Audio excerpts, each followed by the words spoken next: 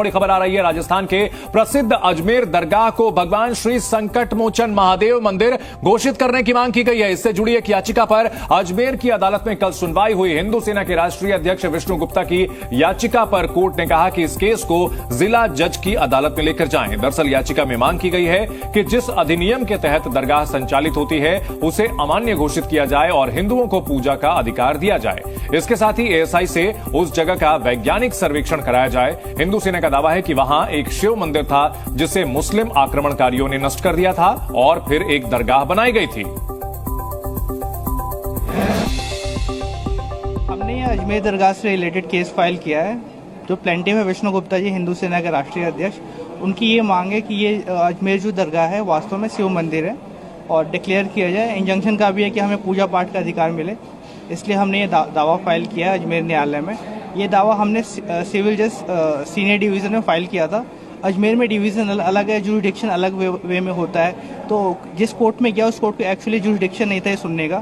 तो अब हमारे पास रेमेडी है कि हम डिस्ट्रिक्ट जज साहब की कोर्ट में एप्लीकेशन मूव करेंगे कि ये उस कोर्ट में केस ट्रांसफर किया जाए जिस कोर्ट को जुरिडिक्शन है।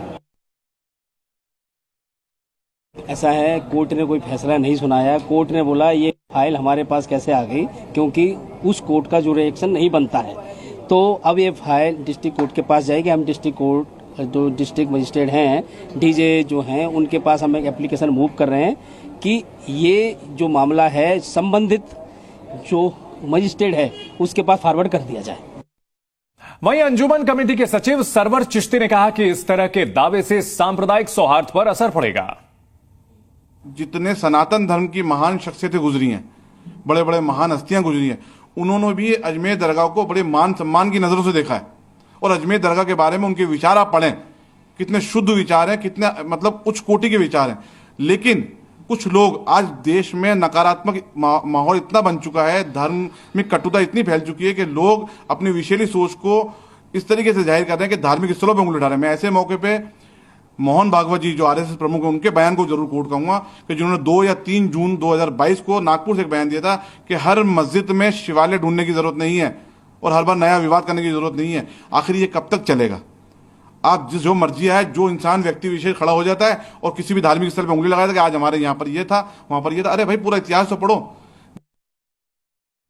तो अजमेर दरगाह पक्ष का दावा है कि दरगाह के प्रति दुनिया की श्रद्धा है, यहां नफरत फैलाने की साजिश की जा रही है। इस तरह के जो दावे किए जा रहे हैं इसका मकसद सौहार्द को बिगाड़ना है, समाज को बांटने की कोशिश है। इस तरह के जो दावे किए जा रहे हैं ये दरगाह पक्ष ने दावा किया है। तो दरगाह में अजमेर की जो चिश्ती की दरगाह है वहां पर दावा किया जा रहा है कि शिव मंदिर था जिसको तोड़ करके उसके ऊपर यह दरगाह बनाई गई है। हिंदू सेना ने यह दावा किया है, अदालत में यह बाकायदा इसके लिए अर्जी दी है। तो अजमेर दरगाह में महादेव होने का दावा हिंदू सेना ने किया है और कहा कि दरगाह में संकट मोचन महादेव मंदिर है। हिंदू सेना की ओर से विष्णु गुप्ता की ओर से ये याचिका दायर की गई है। शारदा हरविलास की किताब का इसमें हवाला दिया गया है और इस किताब के हवाले से इसे शिव मंदिर बताया गया है। बुधवार को अजमेर के सीजीएम कोर्ट में सुनवाई हुई।